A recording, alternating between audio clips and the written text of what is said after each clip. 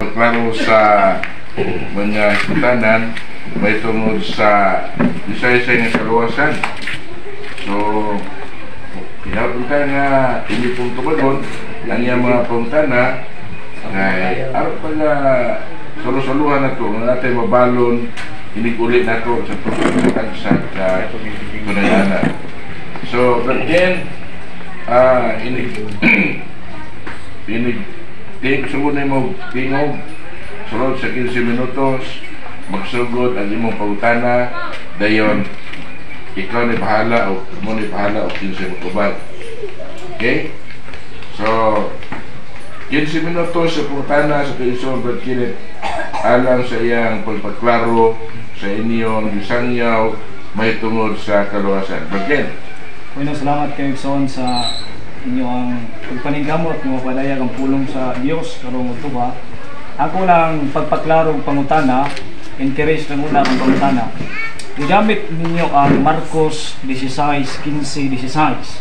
Kung nasa doon ay gisugo dito nga pangnakaw kamo sa tibok kalibutan, unyagi ang tanang katawhan ang mutuog magpabunyag manuwas. Pwede ba na kung masayran kung kanus ani gisulti sa tong Ginoo, unsang tuigan ni gisulti sa tong Ginoo?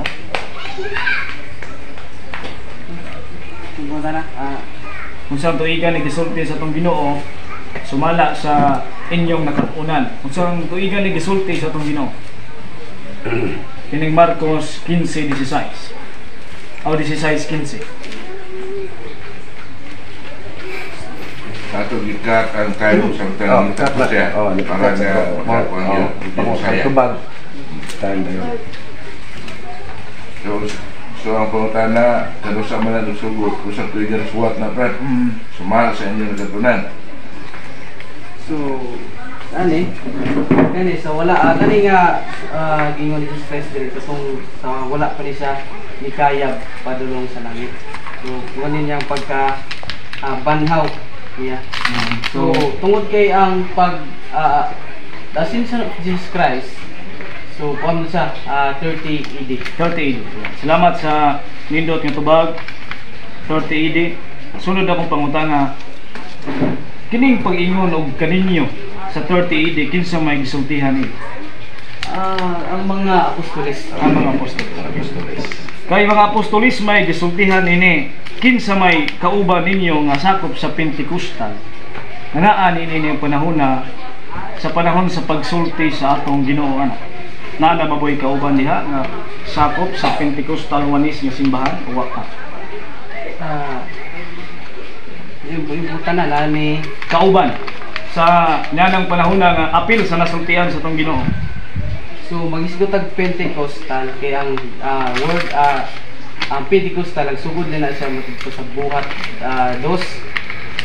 So diri nga time so wala pay word nga wala pay dili pa nato matawag nga Pentecostal. So ano lang ang mga apostoles mo'y giingnan ni Jesus Christ nga panlakaw kamo o pagpabautismo kamo magtugay diri ang mo diri ang utog magpabautismo walawas.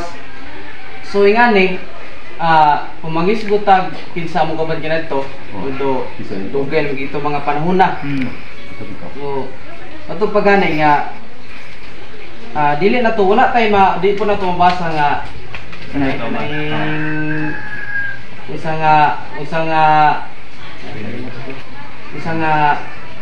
relihiyon ang dili kaning hulo sa kato wala tay mabasa nga kanang Wala kay mabasa. Kanang matod nimo kaganiha wala mo ikauban diha Pentecostal ikaduha sa nasuwat na 30 to 33 AD. Sumala sa referensya nga Grolier Encyclopedia nga akong gihuptan, Pentecostal nagsugod kini sa 19th century. Moyon ka nga 19th century mo nagsugod niya wa pa mo sa dingnan sa Ginoo ang inyong simbahan o grupo. Kaya sumala sa referensya atong basahon para ipaklaro, Pentecostalism, a worldwide Protestant movement originated in 19th century. Yeah. 4th century pa man din eh. Kamo ni tumaw 19th century. So ang akong pangutana, uyunan ba ni mo ni nga wa pa gyud mo natong panahon na? Kasi niya atong panahon na wa pa jud niya na. Paday sila. Wa pa jud may gipahimog so anong. Ne, ang inyong kuan, sikta. grupo, sikta. Sabi among grupo wala pa pud anang mga panahon. Okay, sa Biblia wa pud tayo mabasa kung naba sila grupo nga ginganlan diha sa dihang gisugo sila sa Ginoo. Sunod nga pangutana kay wa pa man mo diha. Nganong namuniyag og nagsangyaw man mo nga wa man mo suguha kay wa mo diha. Kay tungod kaniya mong gidala dili ni siya ingon nga may tungod niya pasigarbo sa mong grupo. Di wa ako pangutana na pagkarbo. Ang akong pangutana nganong nagsangyaw man mo nga ang gihisgutan kamo wa pa man day mo diang panahona kinsa may nagsugo ninyo nga magsangyaw nga wa pa man day mo anang panahona. Jesus Christ mo ang Ginoo, sumala pa sa Biblia, kitang tanan gisugo unta sa Ginoo. Okay. Sa pagwalis siyang mga pulong. Gisugo sa Ginoo kitang tanan. Now, asa man specific nga ngayon nga kitang tanan gisugo sa pagwali sa Ginoo. Specific sa Bible. Palong na sa Brad, kaya nabasa kasi. Okay pa. Ayun na eh. Okay, lista na lang ang pangutana para klaro. So, ang akong sunod nga pangutana gigamit sa tengson kay niya ang buhat kapitulo 2 nga nagsugod diya ang inyong grupo Pentecostalism. Usa man ang tuiga sa nasuwat ang buhat.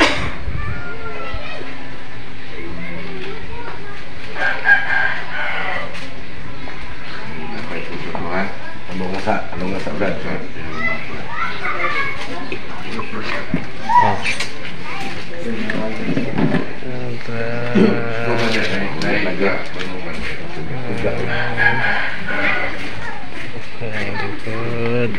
Buhat kapitulo 2. May padayon ha. Usa niya nagkaadlaw si Pedro ug si Juan miadto sa templo adrita sa 2. Pag-abot sa adlaw sa Pentecostes, nasayod ba mo sa meaning sa pulong Pentecostes? Kung sa meaning sa Pentecostes? Pentecostes means anang sabi 50 na. Because in the word Pente. Careful. Word Pentecostes. Ang iskutan sa Biblia. Pentecostes. Kaya aron na itong makuhan dyan ang kahulugan na para itong kuhan sayra na ito kung basahon ang Pentecostes mo ni meaning pangilin sa mga Hudiyo may tungod sa pagpangani sa trigo gisaulog kini sa ikaunong kaadlaw sa bulan sa Sinan Mayo 20. Ang Pentecostes nagahulugan 50 kay pangilin gisaulog sa 50 kaadlaw human sa Pasko sa mga Hudiyo. Now mo man meaning sa Pentecostes gisaulog ni didto sa Jerusalem, di ba? Moyan man na sa Jerusalem. Gisaulog. Sumala sa mabasa, di ba? Jerusalem. Naunsang pagkaunsa ang kamoy gisgutan dinhi nga sumala sa Glorious Encyclopedia nagtugod man mo sa US. Nga ang gisgutan diri sa Jerusalem man nagsugod. Naunsang man pagkabot sa US nga sa Jerusalem man nagsugod. Dili sa ingon na sa mga reliyon nga Pentecost tuloy among gisgutan mo salvation. So among gidala nga pagtulon-an may tungod kini sa apostolic doctrine. Kung unsa ang gibuhat sa mga apostoles kaniadto sa mala sa mabasa sa Biblia, mora po among gisunod. Wala na nagpadako ang Pentecost. Sabi tuod mo na among gidala pero among gi tuyo og tumong mao ang kaluwasan sa matag usa ka. So mo yun ka nga kung magpasakop ka sa Pentecostal, maluwas ka. Sumala sa pagtulon-an sa mga apostoles. Maluwas. Now, naunsa lagi yung pagkaunsa kay makaluwas ang magpasakop sa Pentecostal. Naunsa pagkaunsa nga kamo maghaning gisgutan dinhi nga sa Jerusalem ra man nahitabo nga nganong naabot man mo sa US sumala sa Isaiah. Dili ka maluwas pinaagi sa pagpasakop sa grupo. Noon maluwas ka pumutuman ta sa sugo sa Ginoo. Kay bisan ang mga apostoles kaniadto wala man sila gihuptan nga grupo o relihiyon nga mahimo nga mo'y makaluwas. Noon matud pa nga iya ta kaluwasan yun. Matag usa ka nato mga kung pasidak-an nato kani atong relihiyon mahimo gayud nga silbi sa amin nga konsulta. Kung kahibdak na to atong relihiyon, sabihin mo wala gihapon bili, pero kung mutuman ta sa sugo sa Ginoo, kay mo mong gyud na ang kamatuoran, so muna siya ang makadala nato kaluwasan. Kay nagisgot man tag salvation, muna akong magisgot na tungod sa grupo, wala kay may katubag, kay tungod among focus karon mao man ang kaluwasan. Matod nimo si Kristo wala magtukod og katilingban alang sa kaluwasan. Kining ginahan niyang mga apostoles sumala sa Marcos 3:14, and he ordained the 12. Ginahan niyang 12 ka apostoles. O niya gatukod sa simbahan sa Mateo 16:18. Amay tuhuan ang mga ninyo ani. Matod mo wa gatukod og katilingban ng Ginoo para maluwas niya nagtukod malagi sa Mateo 16:18. So, nagtukod siya og simbahan, pero wala siya nagtukod diha kung specific ngalan sa grupo o kung sa iyang relihiyon nga iyang gisgutan diha mo. Ang naggisgutan diha matungod sa iglesia. So pasensya kayo kung hindi kayo may kasubay na kay tungod ang process pa pud ang pagtuon. Nga sa mga po din kaya na mo itubag karon. Okay.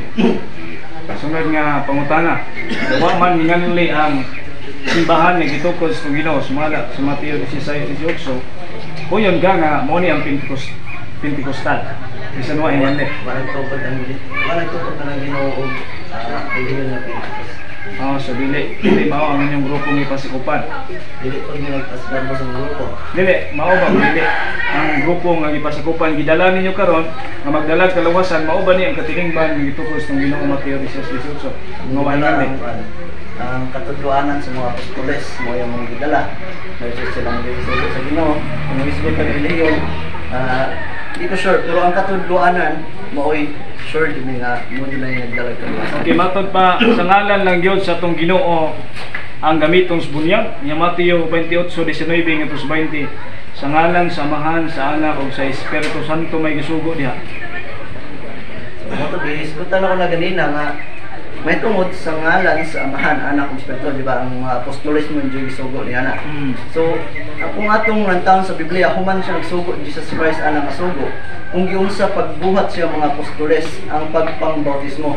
Kung naay mabasa sa Biblia, human nagsugo si Jesus Christ nga mga apostoles ng bautismo sa ngalan Amahan, Anak ug Espiritu Santo, mahimo gyud nga sundon naman na.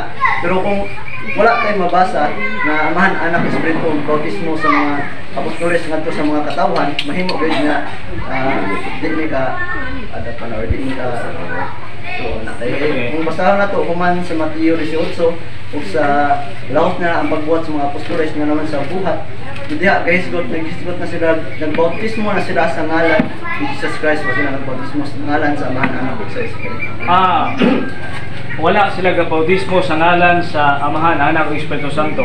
Asa mabasa nga wa sila nagbautismo sa ngalan sa Amahan, sa Anak ug Espiritu Santo? Sumala sa binuhatan sa mga apostoles. Asa mabasa? Asa? Nangita ko, sa Biblia nga wa sila mamunyag sa ngalan sa Amahan, sa Anak, sa Espiritu Santo. Sumala sa mong isulti gani. Asa na sa Biblia? Kay kunaan ang wa sila mamunyag kana. So na eh. Wala sila namunyag. Pero kung basahan sa ninyo, kung asa mabasa nga namunyag sila Amahan, Anak, Espiritu. Dili. Iyo ang trabaho nimo pagtubag, dili kay sugon kanyang basahon. Kumbaga lang, asa mabasa naa ka bay katugan nga apostoles, wa sila namunyag sa ngalan sa Amahan, sa Anak ug sa Espiritu Santo. Mo man imong katapusan gilito. Tinuod nga wala sila namunyag sa Amahan, Anak, Espiritu. Hinuon namunyag. Wala yung mabasa. Kapatid, follow and subscribe sa Ka-Brother Amik na Facebook page at YouTube channel sa Sukdanan sa Kamatuoran. Daghan kay mo makatunan.